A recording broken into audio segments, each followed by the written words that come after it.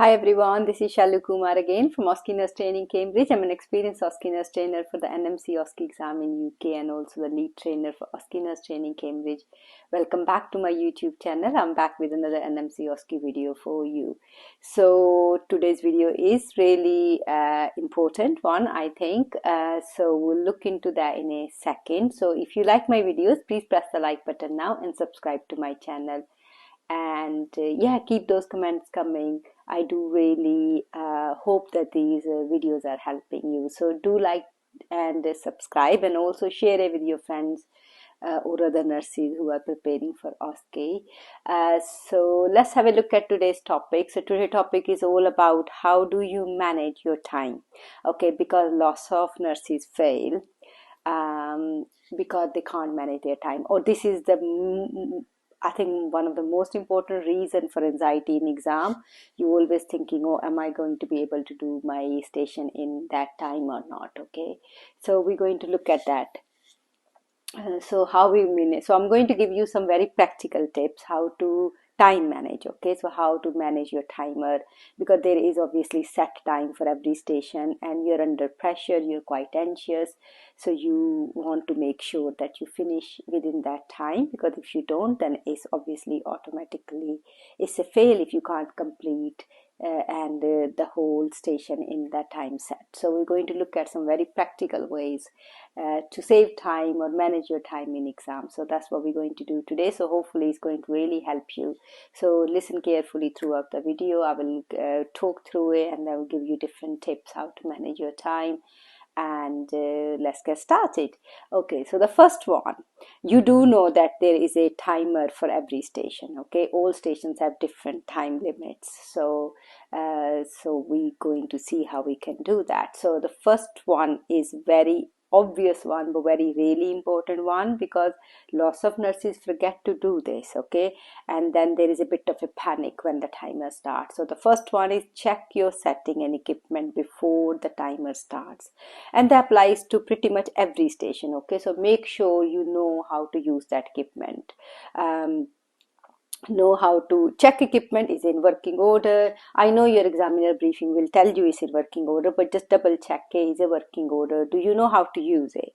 Do you know where to press for it? If you not use the blood pressure machine, do you know how to use it? If you're not sure, you are allowed to ask the examiner. Okay, so you can ask the examiner to show you where to press for on and off button, where to press for blood pressure.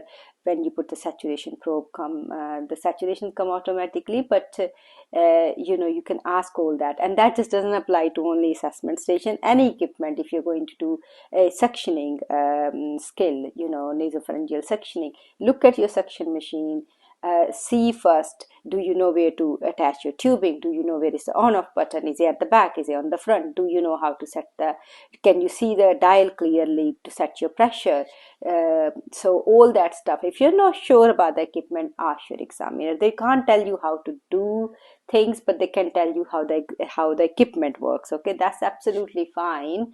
They can tell you where the on off button is, where you need to press to set the pressure, all that stuff. So that goes with all equipment, whether it's your basic life support. If you want to adjust the height of the bed, if your mannequin is on the bed, you're allowed to do that. But you need to obviously ask permission from the examiner, but you can adjust the height of the bed.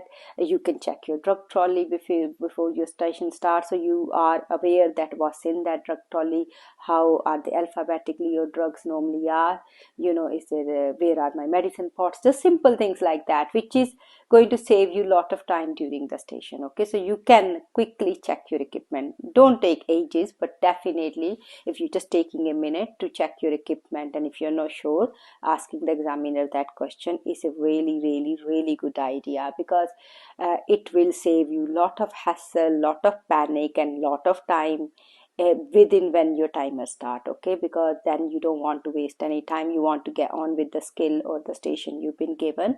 So it's definitely check, and also check at your environment as well.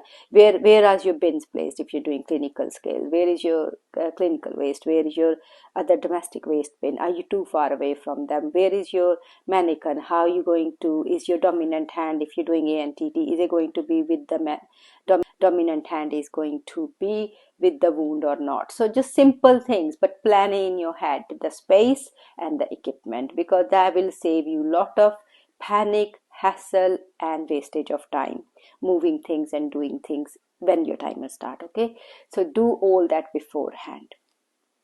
Next thing we're going to look at is do not repeat tasks which are already completed. At the beginning of every station, examiner give you briefing, and there are lots of different stations, especially for clinical skills, where they tell you if you're not giving medication, they normally tell you the ID check, allergy check is complete, your equipment is clean, your tray or trolley is clean. Okay, but if you don't listen carefully, so that's the thing, listen carefully to the briefing.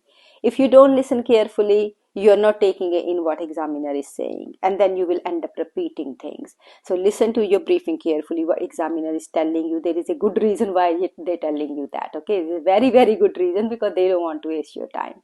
And they want you to pass the station.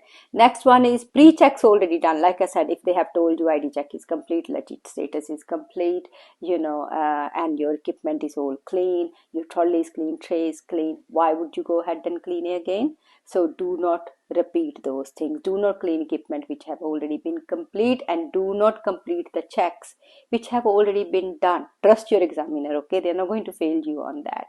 I know, so lots of nurses think, oh well, I've not done that, but that's fine, because your examiner told you very clearly that your ID checks are complete.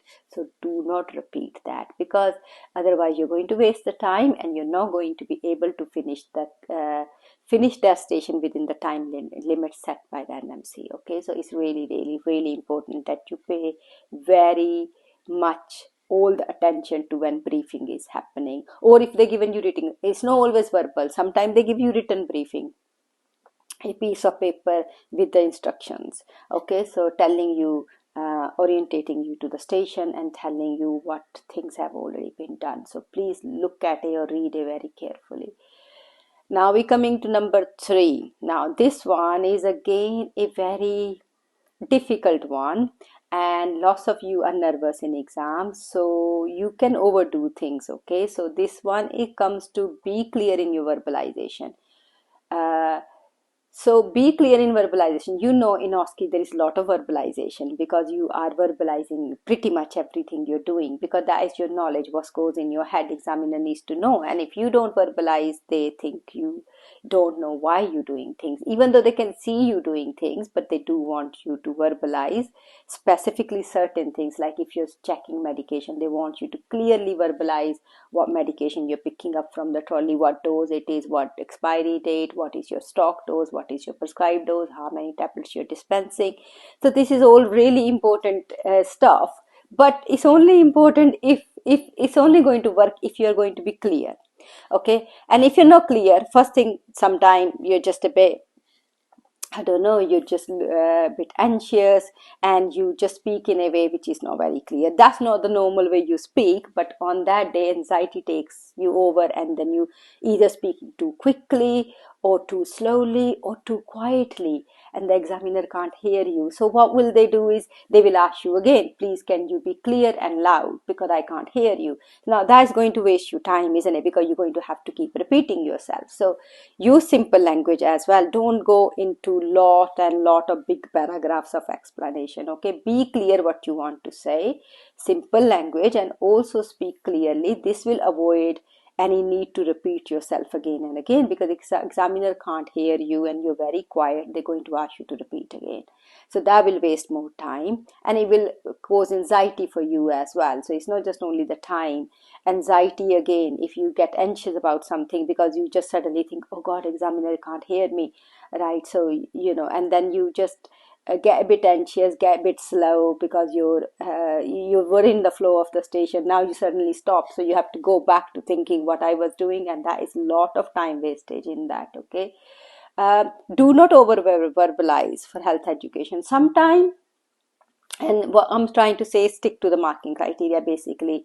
So whatever health education you need to give is already in the marking criteria. So please just be sure what's in your marking criteria. Don't add extra stuff, because there is no points for adding extra. You need to only say what's in the marking criteria, and if you overdo it again, you're just wasting time. Okay, so be clear what's in your marking criteria for health education. If it's not in marking criteria, you don't really need to add it. Okay, so there's no benefit of giving over verbalization with health education again, because this would be a waste of time. Okay, just stick to marking criteria and prioritize documentation. Now, if you overdo with health education and it's not part of the marking criteria, your clock is running, you have given, say you give an IM injection, you're still going about all the health education, do this, do that, ring the GP, do this, that's all okay, but you haven't signed for it yet. Okay, so you will pass without saying okay, certain things which were unnecessary were not part of the marking criteria. So as soon as you finish your injection, take your gloves and apron off, clean your hand, make your patient comfortable, and document. Okay, that is your priority. And there is so many stations where you're given drugs, or where there is another documentation to complete. It may not be just the drugs, maybe other things. You done assessment, you need to complete news chart, you have given drugs in implementation, you need to sign for your drugs. So it's really, really important before you start saying, here is coal bell, this is that, complete your documentation. Again, you're just wasting time on verbalization, but you're not doing what's going to get you the pass, which is prioritizing your documentation. Okay, so that's really important in time management. So make sure your documentation comes first. As soon as you finish either a skill, or you have done the vitals and you need to plot them, or you've given the medication at the end of the implementation, you're just signing for it. Could be just the last minute, you need to sign, you need to give yourself best chance to pass that station. If your documentation is clear and signed, examiner has every chance that they will pass you, even though you didn't go the coal bell, or forgot something simple at the end. It's fine. So make sure you prioritize your documentation. Number 4, now the next screen, practice complete station with a timer. Now this is very, very important one. Why? Because when you practice, sometime I've seen nurses cut corner. If you come to my training, I make you practice as per marking criteria, as per the timer, and as per it should be in real scenario. That if that means is we just end up wasting a lot of gloves, apron, or whatever it is, but we practice as we should do in exam. So that means is you practice with a timer. You practice the whole station. I will never let you just practice the bit of station here, bit of station there, because that doesn't give you the true reflection of how you going to manage your time in exam. Okay, so practice the whole station when you're practicing from start to end.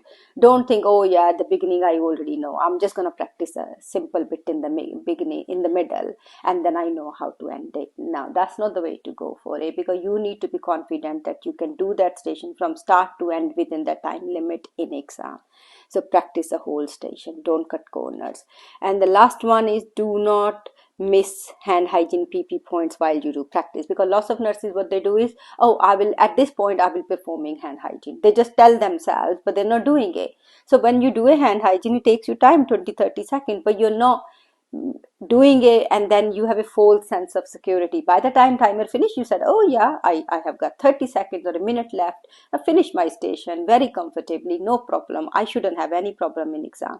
But what you're doing is cutting corners. You're not doing your hand hygienes when you need it, you're not putting your gloves and apron on and off when you need to, you just verbalizing in your practice, because you don't want to keep wasting gloves and apron, and you don't want to keep getting your hands sticky with hand hygiene. I understand that, but the problem is, if you don't do in real time, you're going to find yourself a very big surprise in exam when it comes to, and then you start doing real hand hygiene, putting your gloves on and off, and suddenly you think, oh god, my time is running out, but I was able to do it when I was practicing at home absolutely fine in that time. Why I'm losing time now? Because you didn't practice the way you should have done in the real time.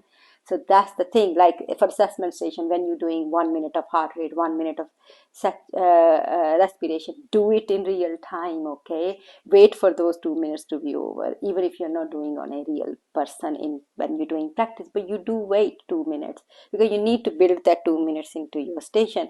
If you go fast forward those 2 minutes, then you're going to be short of time in exam. So I hope these things help you. to make sure that your time management is good in exam and you are prepared in correct way to go into exam, to take that challenge to finish those station in the time set by the NMC. So hopefully these tips are going to help you to prepare for your exam. So if you like my video, please don't forget to like and subscribe. You can visit us on oscenustraining.com, or you can email us on oscenustraining@outlook.com. I will soon be back with another video for you. So bye for now.